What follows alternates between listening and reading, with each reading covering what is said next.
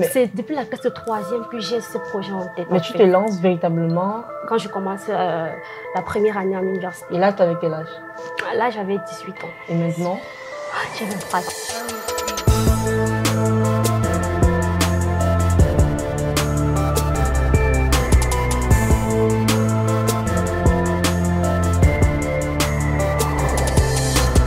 J'ai fait l'effort de m'entourer des personnes qui m'inspirent.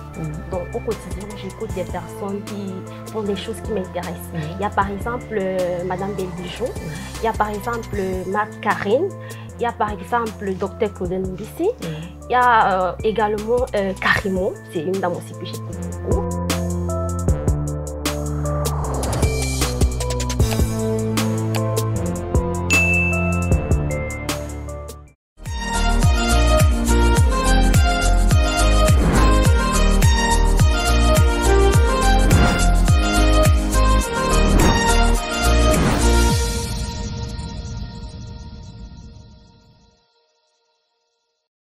Elle s'est donnée pour mission principale d'être le meilleur choix pour votre bien-être. Ce matin, nous accueillons Karel Yuta. Bonjour Karel et bienvenue. Bonjour Elise, bonjour aux téléspectateurs de MC Business TV. C'est un plaisir pour nous de te recevoir. Merci. Alors pour tous ceux qui nous regardent, qui est Karel Yuta? Karel Yuta, c'est une entrepreneur dans le domaine de la communication et du marketing, plus spécialement dans le digital. Karel Yuta a mis sur pied un site internet qui met en avant les produits de beauté made in Cameroun, au Cameroun et en Europe.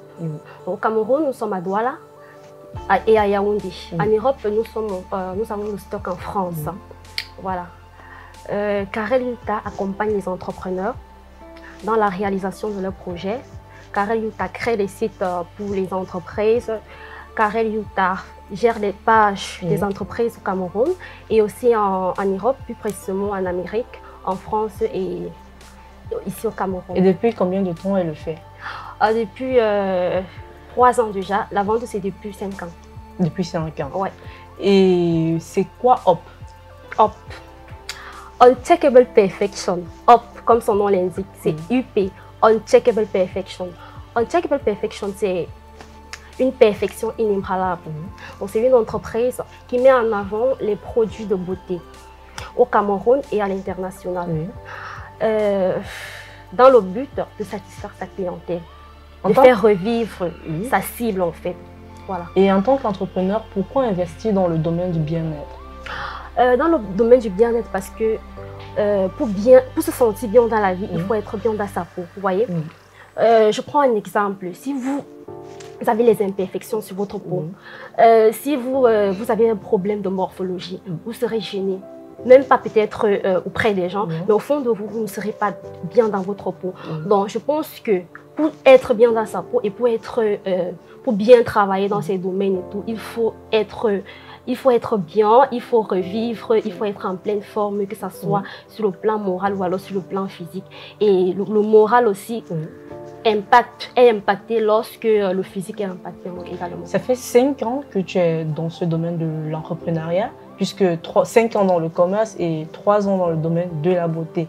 Qu'est-ce qui t'a motivé, qu'est-ce qui t'a poussé justement vers ce chemin-là? Bon, ce qui m'a poussé vers ce chemin, c'est déjà la passion.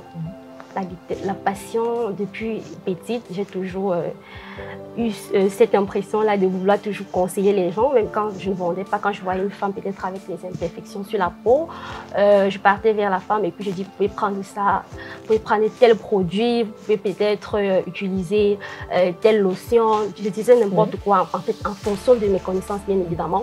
Donc c'est un peu cette passion-là depuis mon bas âge qui m'a permis de lancer cette entreprise d'ailleurs qui était dans nos cœurs depuis la classe de 3e. Parce que le nom UP n'existe pas aujourd'hui. Le nom UP existe depuis la classe de 3e en fait. Justement, vous m'avez demandé pourquoi UP?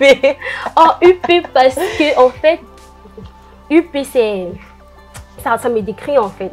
Moi j'aime tellement la perfection, même si la perfection n'existe pas. Moi j'aime être bien dans ma peau en fait. Et moi, j'aime voir les gens être bien dans leur peau, que ce soit moralement, que ce soit physiquement. Voyez un peu. C'est pourquoi je préfère le nom de UP, parce que je me dis, quand tu viens chez UP, tu deviens une perfection inébranlable en fait. Bon, tu viens, par exemple, tu es déprimé et tout. Quand tu arrives chez UP, tu es une perfection inébranlable. Donc, tu es intouchable en fait. C'est super intéressant. Tout à fait, c'est intéressant. Tout à fait. Voilà, tu as investi dans le domaine de la beauté, c'est depuis la classe de 3e que tu y penses. C'est depuis la classe de 3e que j'ai ce projet en tête. Mais tu te lances véritablement quand je commence la première année en université. Et là, tu avais quel âge? Là, j'avais 18 ans. Et maintenant? J'ai 23 ans. Donc, ça veut dire que depuis l'âge de 18 ans, tu es dans le domaine de l'entrepreneuriat. Il faut oser, il faut croire et surtout, il faut se lancer. Mais comment tu réussis justement à gérer ces différentes casquettes que tu portes? Déjà, c'est l'organisation, la discipline, à travers aussi les formations. Parce que j'ai compris que pour avancer dans le domaine de l'entrepreneuriat, il faut se former auprès de personnes qui sont expérimentées, qui ont une bonne expérience par rapport à ce que tu recherches. Donc, c'est l'organisation. C'est la discipline, c'est aussi la motivation et la détermination. Parce que je suis une personne très, très motivée et aussi déterminée. C'est ça qui me pousse à gérer tout ça. L'école, le business et voilà.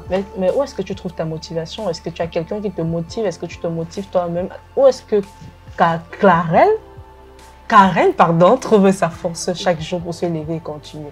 Bon, déjà, j'ai fait l'effort de m'entourer des personnes qui m'inspirent.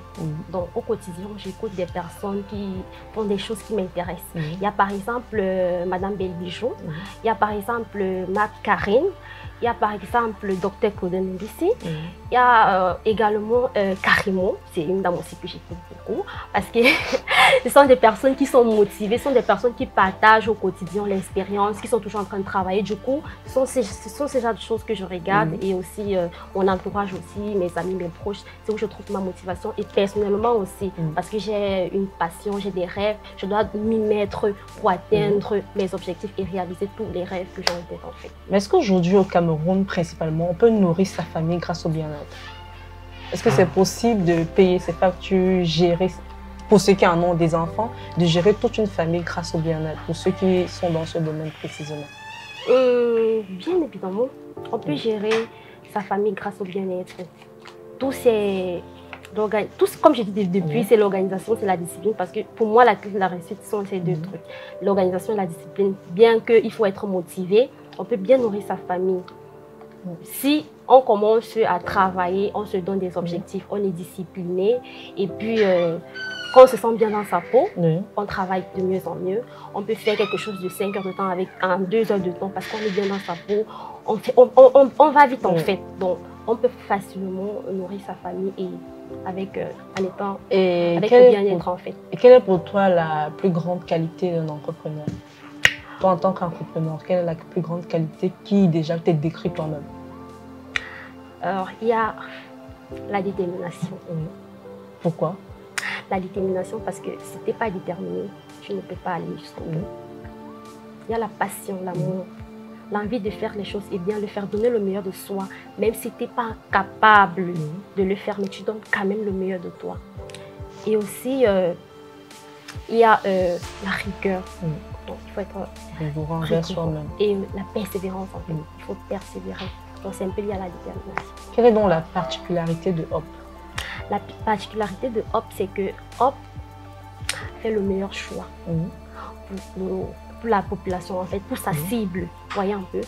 Hop ne fabrique pas les produits. Hop fait plus dans la vente.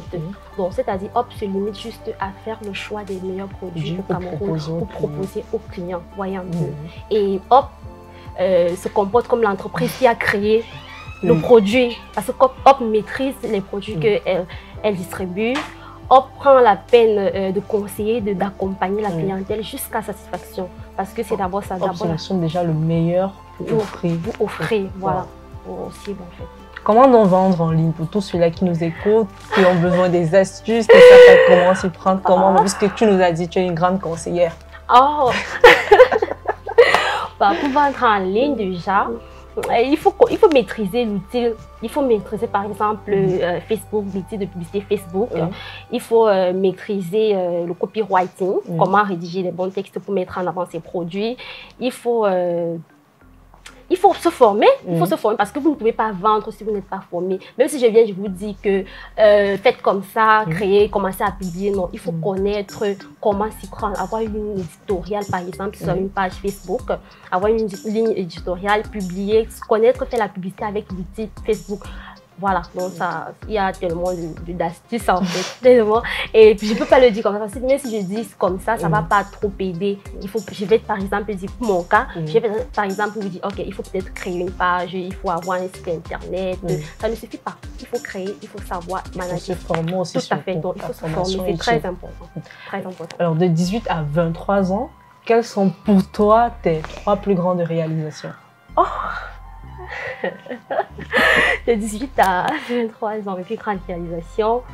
Bon, professionnellement, ma plus grande réalisation quand j'étais en première année, par exemple, c'était le fait que j'avais participé au lancement d'un produit que vous connaissez tous.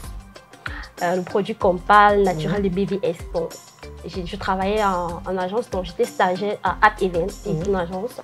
Donc je travaillais là-bas et j'avais eu l'occasion de travailler sur le projet du début jusqu'à la fin en fait. Bon, pour moi c'était une très bonne expérience, ça m'a permis de gagner en expérience et aussi de mettre en exergue ce que j'ai appris à l'école, vous voyez un peu.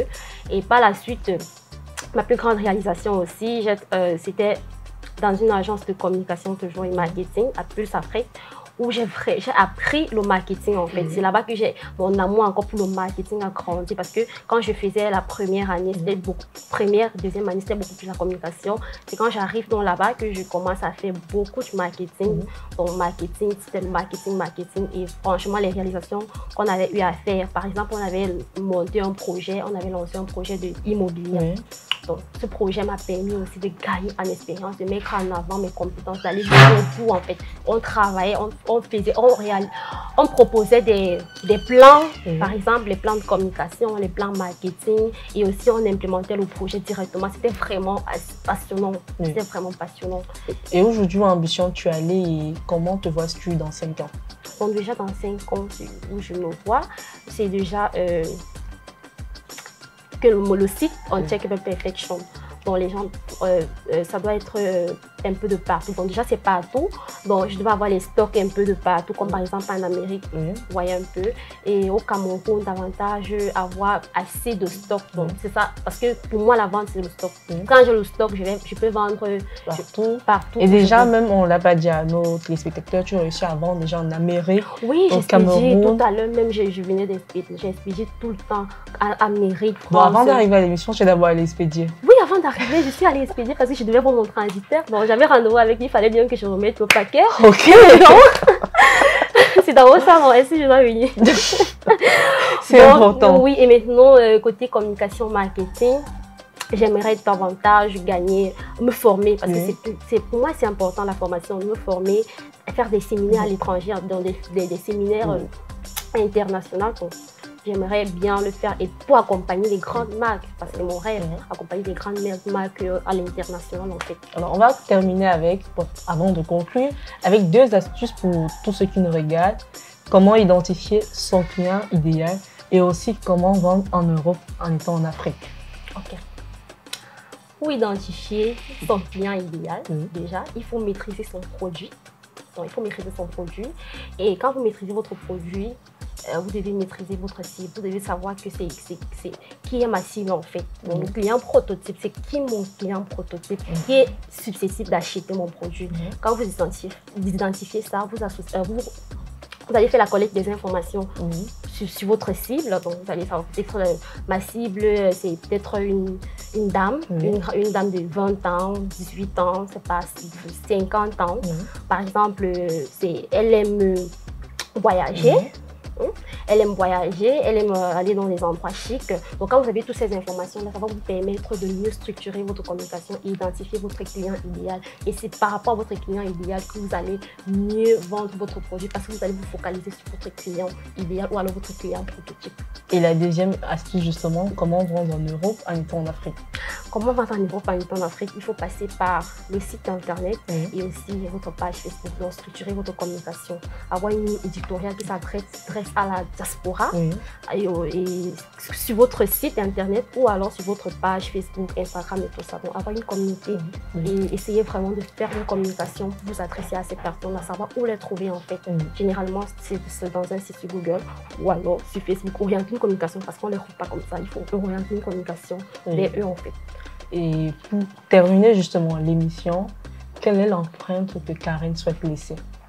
L'empreinte? Oui, quelle empreinte? Qu'est-ce que j'aimerais qu'on pense de toi? Comment est-ce que tu voudrais qu'on te voit dans 5 ans, 10 ans? Si demain tu n'es plus là, quel est le message en fait que tu veux que ta présence reflète? Bon. Le message que je peux donner à ma communauté, c'est d'aimer ce que vous faites et de donner toujours le meilleur de vous. En fait, c'est ce que moi-même je me dis toujours. Il faut toujours donner le meilleur de soi et être passionné par ce qu'on fait, aimer ce qu'on fait. Voilà le message que je peux laisser. C'était un plaisir pour nous de te recevoir. Merci. C'était Karen Youta sur la chaîne des leaders.